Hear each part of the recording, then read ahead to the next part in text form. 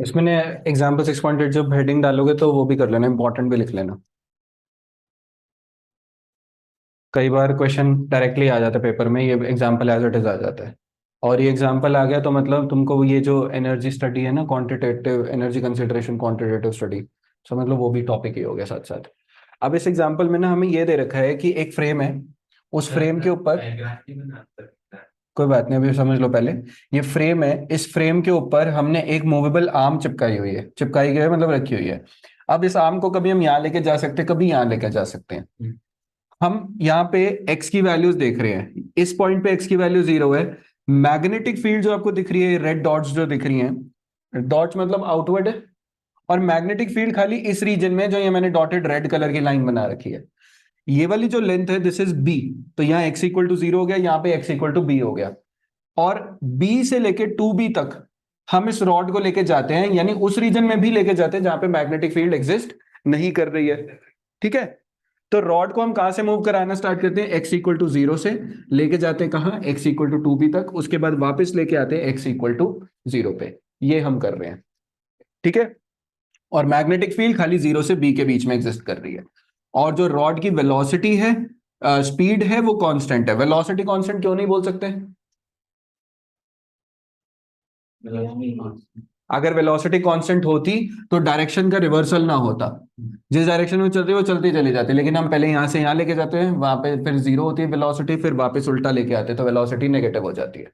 तो हाँ, ये जरूर कह सकते हैं कि स्पीड कांस्टेंट है यहां से यहां तक और फिर यहां से यहां तक, क्योंकि स्पीड में डायरेक्शन मैटर नहीं करती है, स्केलर क्वांटिटी है। अब इस सवाल में उसने हमसे ना पार्ट्स में बड़ी सारी चीजें पूछी हैं। उसने ये कहा है सबसे पहले तो कि obtain expressions for the flux induced EMF etcetera etcetera, और उनके वेरिएशंस प्लॉट करो। देखो, वेरिएशन वैसे भी आप तब तक प्लॉट नहीं कर सकते हो, ग्राफ तब तक नहीं बना सकते हो जब तक आपके पास एक्सप्रेशन ना हो। तो पहले तो फ्लक्स फ्लक्स का एक्सप्रेशन बनाते हैं। फ्लक्स का फॉर्मूला क्या होता है, magnetic field into area into cos theta. अब जो आपको ये लूप दिखाई देगा, ये वाला फ्लक्स इसी में देखेंगे। इस लूप में जो आपको मैग्नेट ये मिलेगी, मैग्नेटिक सॉरी एरिया वेक्टर मिलेगा, वो along the normal to the plane मिलेगा, यानी perpendicular to white board. Magnetic field is also perpendicular to the white board. तो जब दोनों ही व्हाइट बोर्ड के परपेंडिकुलर हैं तो फील्ड और एरिया वेक्टर के बीच का एंगल क्या हो गया, शून्य, जीरो, क्योंकि दोनों एक ही डायरेक्शन में है। तो कॉस थीटा यानी कॉस जीरो कितना हो गया, 1। तो this is why I have just written phi is equal to B है। तो फाई की वैल्यू क्या आती है, बी इंटू, अब area of this rectangular part क्या होगा, लेंथ इंटू ये वाला पार्ट। अब ये कौन सा चल रहा है, एक्स चल रहा है, एक्स की अलग अलग वैल्यूज हैं, तो किसी इंस्टेंट पे मैं इसको एक्स ही लिख देता हूं बस खाली। ये लिख सकते हो, हाँ हाँ, एक्सेस तो वही है ना। तो क्या हो जाएगा, B into L into X. ठीक है, ये फ्लक्स का एक्सप्रेशन आ गया। Now let's plot the graph for this flux. जब हम इसका ग्राफ प्लॉट करने निकलते हैं, यहां पे आ गया फाई और इधर आ गया एक्स की वैल्यू। अब एक्स जो है वो कहां से कहां जाता है, पहले आप जा रहे हो 0 से बी तक, फिर आप जा रहे हो बी से 2b तक, फिर आप जा रहे हो वापस 2b से b तक,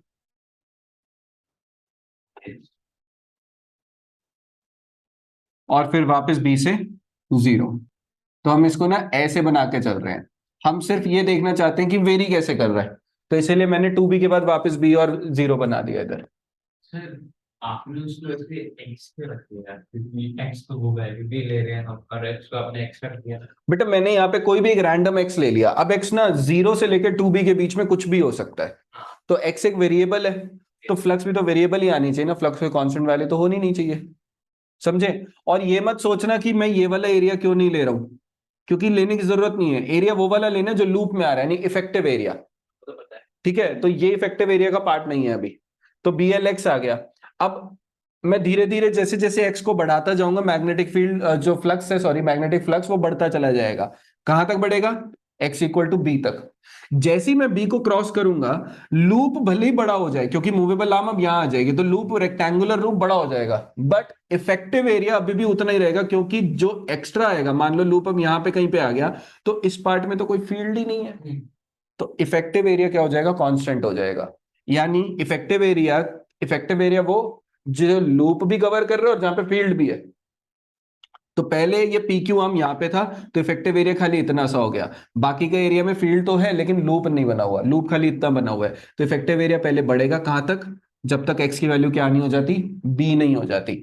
दूसरी चीज, कांस्टेंट, कांस्टेंट वेरिएबल, तो 5 प्रोपोर्शनल टू क्या आया, खाली एक्स।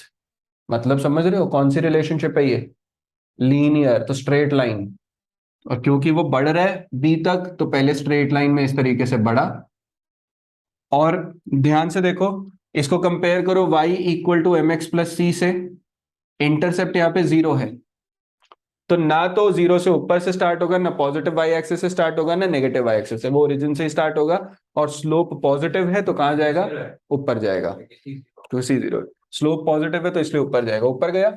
उसके बाद जब आप बी से टू बी तक लेके जाओगे इस आर्म को, तो लूप का साइज तो बढ़ जाएगा, एरिया बढ़ जाएगा, बट इफेक्टिव एरिया उतना ही रहेगा, क्योंकि ये जो नया एरिया आप और ऐड करते जा रहे हो, यहाँ पे कोई फील्ड ही नहीं है। तो फ्लक्स सिर्फ इफेक्टिव एरिया का लेना है, वो एरिया जो लूप का भी पार्ट है और जहां से फील्ड भी पास कर रही है, तो वो खाली यहीं तक है।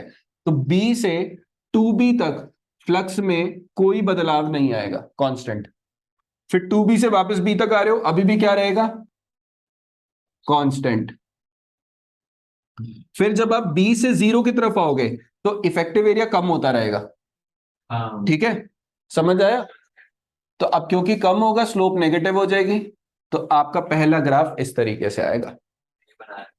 ठीक है, इसको प्लॉट करो। ये लिखना था। ये फर्स्ट पार्ट हो गया, हाँ ये लिखना तो है ये सारा। ये फर्स्ट पार्ट हो गया है फ्लक्स वाला, बना लो इसे।